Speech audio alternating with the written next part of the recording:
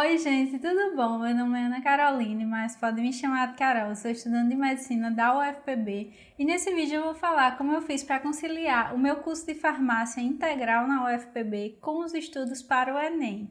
Eu vou falar um pouco de como era a minha rotina, o que eu consegui aproveitar de farmácia assim nos estudos para o Enem e como eu fiz para me organizar. E lembrando que o que deu certo e o que deu errado para mim pode ser que seja diferente para você. Então, seja criterioso na hora de avaliar seus métodos de estudo. Como eu falei no início do vídeo, o curso de farmácia ele era integral e assim, é um curso muito pesado, principalmente no começo, porque tem muita química e algumas matérias assim que puxa mesmo seu juízo, sabe?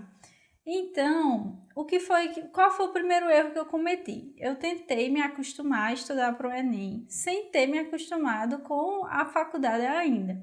Por quê? Porque a rotina de universidade é muito diferente do ensino médio. Muita coisa é até parecida, mas assim, no geral, o ensino superior é muito mais exigente.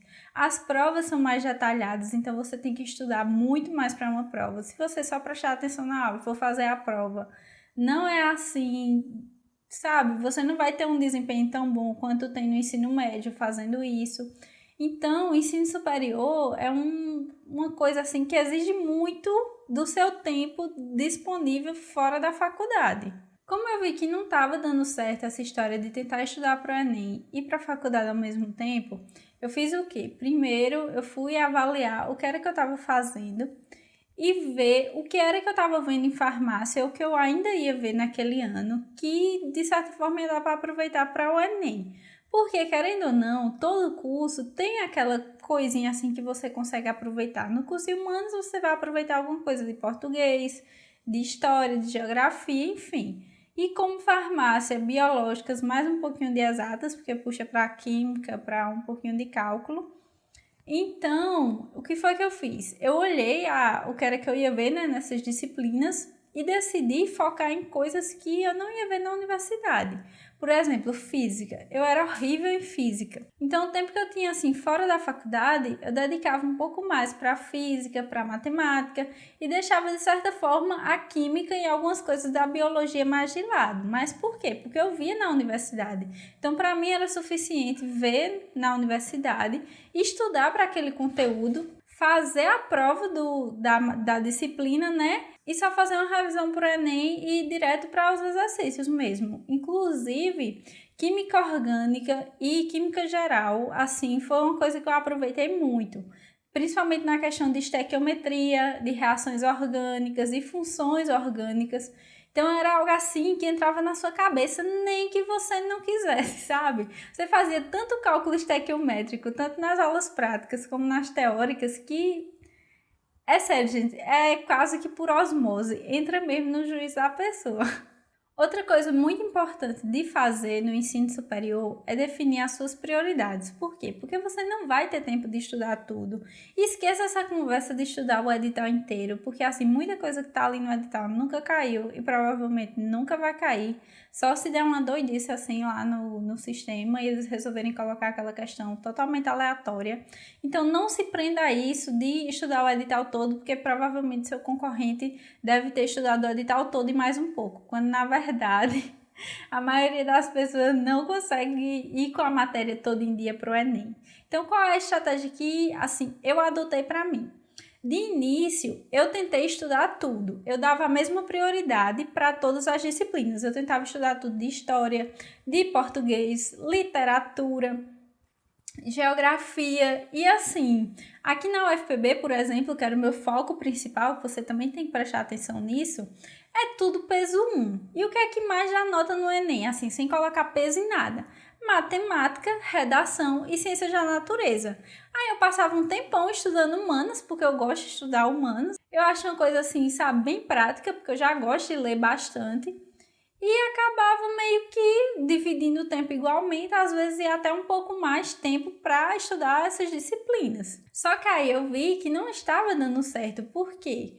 Eu tinha muita dificuldade em física, tinha que treinar muita coisa de matemática. Eu estava enferrujada devido ao tempo assim que eu tive depressão. Eu, na verdade, entrei no curso de farmácia ainda muito deprimida e fazendo terapia e tudo mais. Só que assim, eu estava muito enferrujada do período que eu passei sem estudar, que eu passei trabalhando, que eu passei sofrendo em cima de uma cama, enfim. E eu precisava correr atrás desse prejuízo. Então, eu decidi focar na matemática, principalmente, e em ciências da natureza. Só que eu cometi o erro de não focar na redação também. Eu deixei para treinar redação no final do ano. Ah, é importante fazer aqui um parêntese, que eu entrei em farmácia em 2014.2, mas as aulas elas só foram começar em outubro. Aí, em 2014, eu ainda estava naquela transição de voltar a estudar para o Enem. Em 2015, eu voltei assim com tudo. Voltei mesmo a estudar para o Enem. E estudava de manhã, de tarde, de noite. Toda hora que eu podia, eu estava estudando para esse Enem. Se a aula estava chata, se o professor só lia slide, eu corria e fazia questão para o Enem e treinar redação. Às vezes eu treinava redação, mas assim, era algo muito raro. Geralmente eu resolvia mais questões. E no horário do almoço eu engolia a comida, às vezes comia no RU, vendo o resumo no celular e corria para a biblioteca central ou para a biblioteca do CCM, dependendo de onde eu fosse ter aula. A farmácia tem isso, né, de você ter aula tanto no CCS como no CCAN, às vezes no CCM, então dependendo de onde eu fosse, eu ficava na biblioteca mais próxima. E às vezes eu também estudava na biblioteca do CCAN, mas assim, era mais raro. Enfim, então eu aproveitava todo o meu tempo livre. Eu chegava em casa à noite e corria jantar, fazer o que eu tivesse que fazer em casa, porque estudante liso não tem quem faça para você, né? Então é você que tem que fazer. E corria, por exemplo, tinha que lavar uma louça, tinha que fazer alguma coisa, eu corria fazer isso e estudar. Eu tentava fazer tudo em uma hora, assim, chegar a fazer tudo em uma hora e já correr para os estudos e estudar até umas 11, meia-noite. No outro dia tinha aula cedo, às vezes eu tinha aula de 8 às 18, às vezes aula de 7 às 16, mas assim, dependia muito do dia. Tinha dia que em farmácia eu tinha uma hora de almoço, então não dava para estudar muito. E tinha dia que eu tinha tarde livre, que geralmente era na sexta-feira, pelo menos isso, porque na medicina todos os horários são ocupados. A gente só viu assim um horário vago na sexta-feira no P3, porque no restante era aula de manhã e de tarde todo dia. E isso assim, de ficar pegando todo o meu tempo livre, não ter nenhum horário de descanso, estudar aqui numa doida assim, pra cima e pra baixo, acabou me estressando bastante, me deixando bem à flor da pele mesmo. Meu cabelo começou a cair, minha boca começou a pipocar de afta, porque a primeira coisa que... Primeiro sinal que eu tenho que desacelerar é afta, que a boca enche mesmo. E também minha pálpebra ficava piscando sozinha. E assim, eu não desacelerava. Eu demorei a entender que eu era um ser humano, que eu tinha que ter um tempo assim, nem que fosse a metade de uma noite, sabe? Nem que fosse uma noite livre eu tinha que ter para descansar. Porque era muito pesada essa rotina. Eu tinha que dar conta do curso de farmácia e do estudo para o Enem, que assim já é uma coisa bem complicada. No final de semana, aqui na minha casa, a rotina é assim, como passa todo mundo o dia fora, né? Porque eu moro em república, sempre dividir apartamento com outros estudantes. Aí, cada pessoa tinha sua semana de arrumar a casa. Porque como a gente passava o dia fora, não tinha necessidade de você arrumar a casa todo dia durante a semana, não. No final de semana, você varre, passa um pano, tira o pó, enfim. Porque...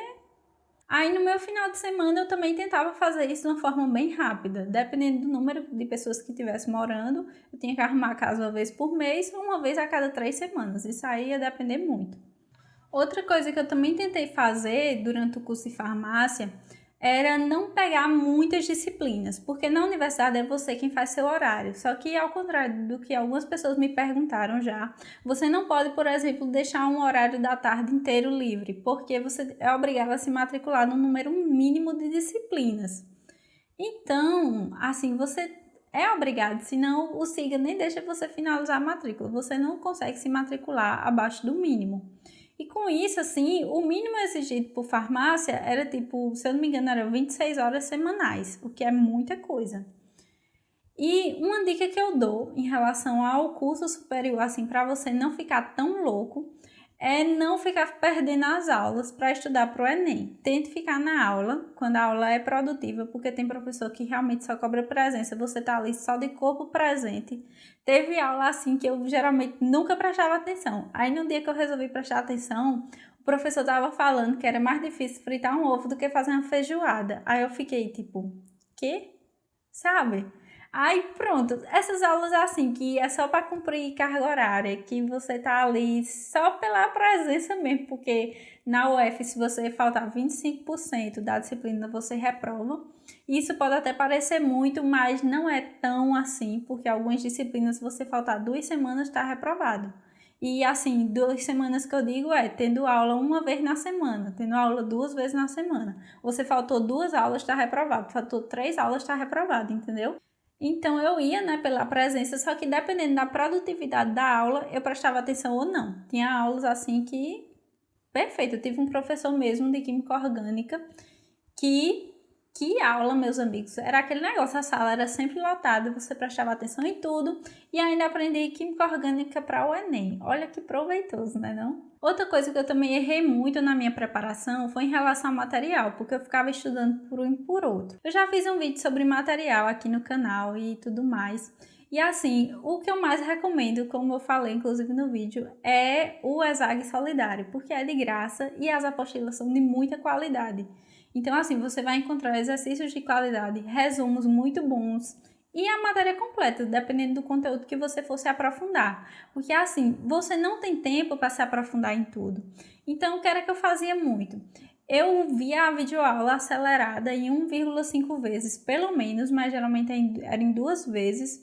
Lia a ficha resumo do ESAG e corria fazer exercícios sobre aquele assunto. Exercício de preferência que fosse do Enem, né? Porque é muito importante que você resolva o máximo de questões do Enem possível, porque eles costumam repetir questões ou botar questões muito parecidas, assim, que só mudou os personagens e os números, mas que o raciocínio é o mesmo. Então, fique atento a isso e tenha um bom repertório de questões respondidas. No geral, o que dá para fazer estudando um curso de ensino superior e para o Enem ao mesmo tempo é estudar o que mais cai, focar nos assuntos mais importantes, mais cobrados, resolver todas as provas anteriores e fazer muita redação. Então, como foi que eu estudei matemática, ciências da natureza? Eu vi a videoaula de matemática e corria para os exercícios. Matemática eu não perdi muito tempo na teoria, porque matemática é treino, treino, treino, treino. Tanto que minha nota foi acima de 800 em matemática. E em ciências da natureza, eu vi a videoaula, ia para o resumo, né, dependendo da disciplina, porque se fosse alguma coisa de química que eu já vi na faculdade, eu não via videoaula nenhuma, eu ia direto para os exercícios. E se tivesse alguma dúvida, era que eu ia olhar assim o conceito, olhar o conteúdo, mas só aquilo que eu tive a dúvida, porque eu já tinha visto muito mais aprofundado na universidade e não tinha necessidade de ficar remoendo coisa que eu já tinha visto. Para linguagens e humanas, eu focava mais nas provas anteriores. Humanas, eu ainda estudei Sociologia e Filosofia para o Enem, mas linguagens, eu só tirava dúvida realmente assim de literatura, tipo modernismo, essas coisas assim que caíam mais no Enem, mas no geral era só resolvendo prova anterior. E para não dizer que eu não estudei nada, eu li aquela apostila do Guia do Estudante, que é a apostila resumo do Guia do Estudante que eles lançam todo ano, mas assim, só muda as notícias, porque o resumo lá, o assunto é basicamente o mesmo, que eles geralmente colocam algumas notícias da atualidade para relacionar com aquele assunto que está sendo abordado. E assim, essas revistas são muito boas, vale muito a pena. Eu não estou ganhando nada do Guia do Estudante para falar isso, mas é sério, compensa muito. Então eu vi a de Geografia, a de História, a de Português e também vi a das outras disciplinas, mas principalmente essas que, assim, eu não estudava muito conteúdo, eu só ia mais para as questões. Então, minha rotina 2015 e 2016 foi basicamente essa. Eu louca, surtada, estudando todos os meus horários livres, com o cabelo caindo, as olheiras desse tamanho. Era assim, eu parecia um zumbi, eu era muito assustada. As pessoas às vezes falavam comigo, eu levava um susto porque eu estava revisando alguma coisa mentalmente.